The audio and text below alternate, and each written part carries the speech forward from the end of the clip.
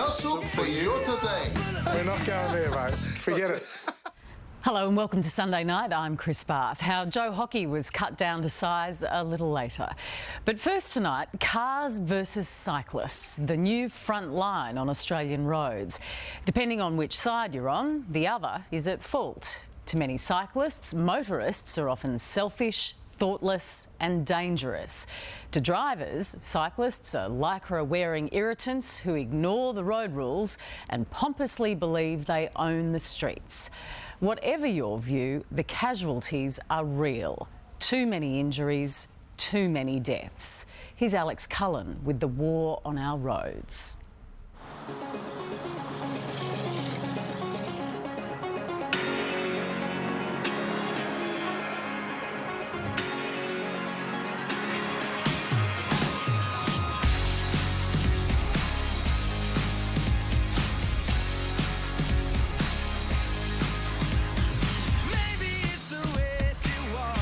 In Australia's big cities, it's the battle of the bitumen. Cars v cyclists. It's almost as if they've become two tribes.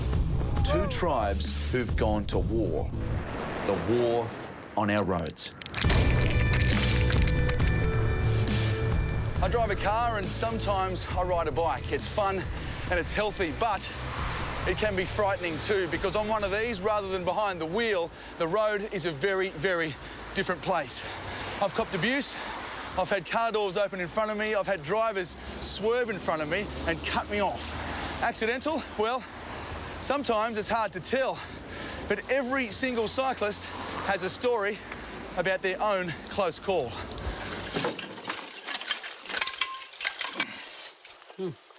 Wow. What do you think?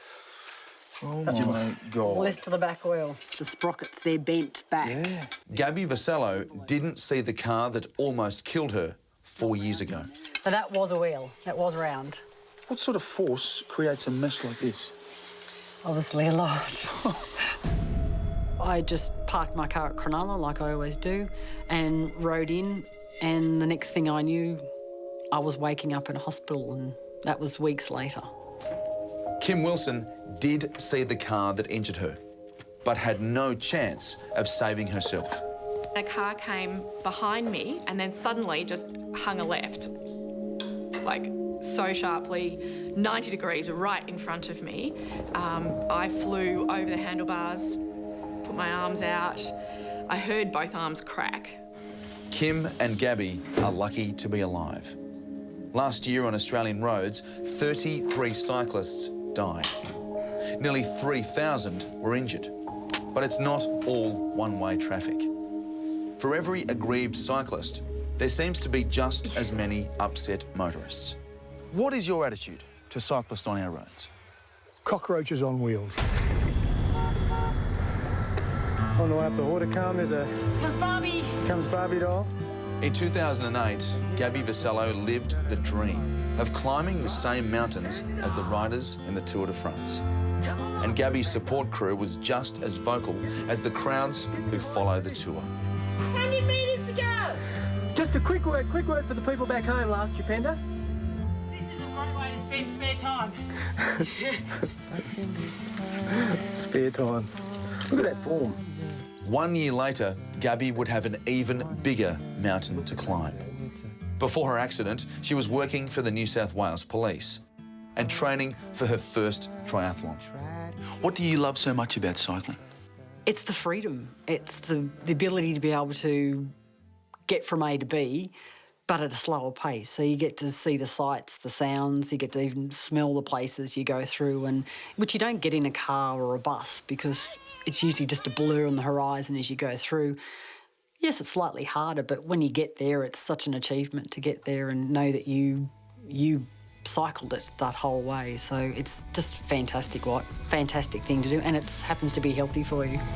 Then came the early morning training ride that changed everything. It was 2009. Gabby was riding along this stretch of one of the main roads near Sydney Airport. The car slammed into her at around 60 kilometres an hour. The impact left her impaled on a guardrail with horrific injuries. The driver, a 19-year-old Pete Platter, just couldn't explain what had happened and told police he simply hadn't seen them. My right leg, because I was impaled on the barrier, it was partially hanging off, so that had to be sewed back on. Gabby's leg and her life were hanging by a thread. In the hours immediately after the crash, her parents, like her doctors, feared she wouldn't survive. All I remember is just walking to her bed, and the way she looked at us, Polly said, "I think she's gone." I was really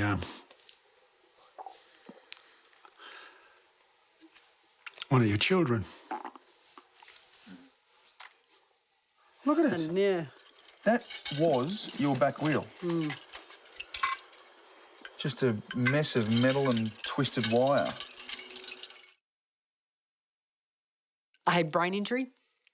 I've tore a hole in my aorta, which is the main artery to the heart, and I've got a stent in that.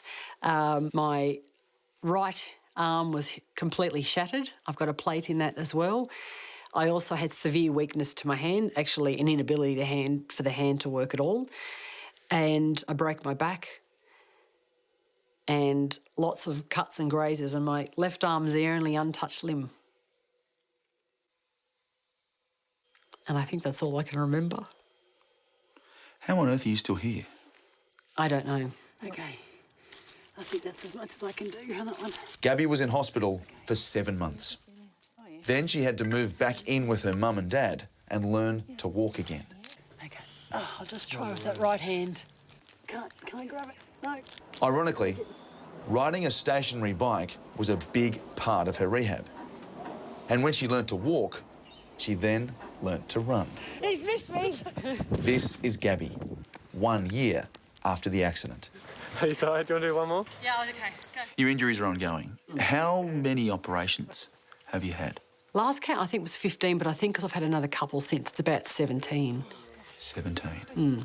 OK. Which I've heard of people have had more, but I think they did a lot in one.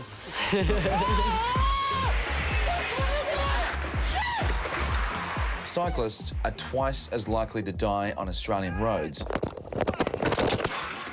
than in the UK, where they have 3 times the cars and 10 times more riders. There are more bike lanes keeping the two tribes apart. But there's still plenty of friction.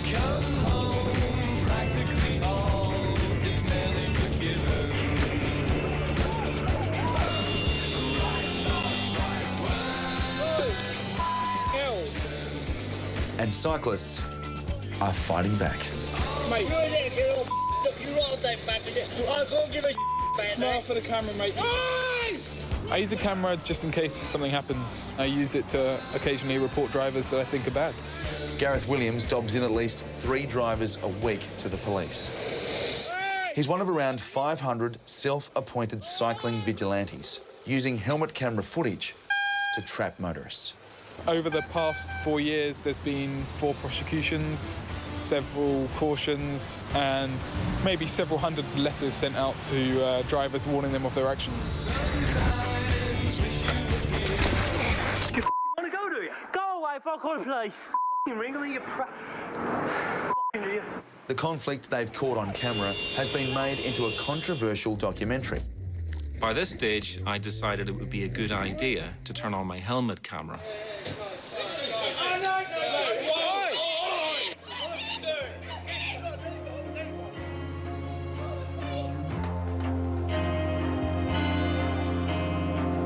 So he stopped the car and is getting out and coming towards me.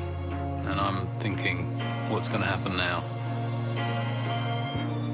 Wallop. You can see from the expression on his face, he is consumed by rage. He is completely out of control. What worried me when I was on the ground was that they were going to start kicking me, because that was a soft target lying there. But then they got back in the car and drove off. And I'm left sitting on the ground thinking that was rather a surprise for a nice day. And won't my wife be cross? Over in a flash. Quite stunning, really. Mate. One of Garrett's clips became an internet hit. Don't touch my frigging cam, right? Don't touch my cam for no reason. Smile for the camera. I don't business about your damn camera. And you don't know what's going through someone's mind. You don't know if they're going to, punch you or something like that. You just don't know. It's your responsibility to pass me safely. I passed you safely, you arsehole. You decide you want to come and hit my cab. If I can touch your cab, don't give it to me. me. Keep your stupid little camera. I don't care. Did I overreact? Maybe I did a little bit. You know, was I in a bad mood? No, I wasn't in a bad mood. I was going about my business. I was just going home. You touched me, that's assault. Oh, I touched you or your camera. You touched something of mine. Oh, shut up. That's assault. I wouldn't describe it as a war on the roads. I'd say more a revolution of things changing. Go, come on, go. We have to share the roads after all. It's built for everyone, not just for motorists. And all of this sounds self-evident to many cyclists, but not so to many motorists, who find it self-righteous and self-serving. Among them, motor racing legend Mark Skaife and broadcaster Derryn Hinch. I'm not talking about recreational cyclists. I'm talking about people riding to work and riding home from work. They don't stop at red lights. They often don't wear the right gear. They don't have lights on their bikes or on their backs, and they're a danger. You argue that they should be registered, just like cars. I do. I think that the way for them to be accredited and for motorists to take them seriously is actually to be registered. I mean, you go out there and you pay $1.50 or $1.60 a litre for petrol. A huge chunk of that goes in taxes and it's used for the roads that they ride on. They use the whole system. They should pay for it. And the saddest thing is you've got these middle-aged men in their lime green lycra with their padded cod pieces and their funny little shoes tippy-toeing around cafes in Brighton and South Yarra. It's pathetic. Mammals, middle-aged men in lycra. That's right, yeah. And they should be extinct. But they have... And they should be banned from the CBD. They have... Hang on. Banned from the CBD? Yes, yes. They have every right to use that road, though. No, they haven't paid a cent for it. That is crazy. Banning bikes in the CBD, if anything, we should ban cars from the CBD and take, a leaf out of cities like London or a lot of the European cities who say, actually, bikes is the way to travel. The Chinese cope with. I mean, imagine if they were all sitting in Cadillacs in the CBD. You'd never move. Is that the world we want to live in, where cars can't move, there's pollution, everybody's sitting strapped into the back of a car?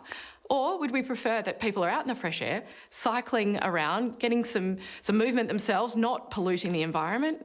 Really? I think we need to change the way we work our cities, and maybe we need to ban cars from the CBD.